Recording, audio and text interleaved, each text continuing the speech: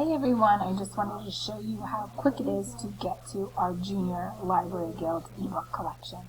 If you log on to any browser and go to Milltown Public Schools, you can come to the Student tab, click JLG Ebooks, and right here our username and password will be underneath, so there's no need to remember.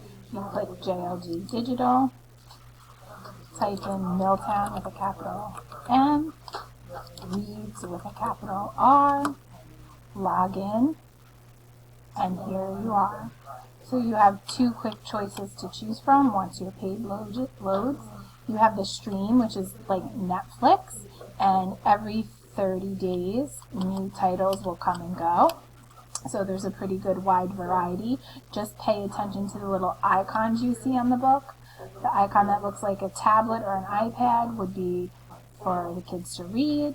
If you see one that has just headphones like this down here, that's an audiobook. So once again, the stream has stories that come and go every 30 days. If you click and toggle over to the library copies, these are books that we own. So again, pay attention to the icon, look for the iPad for the book, the headphone for the audio, and you can simply click read to enjoy. Thanks for listening.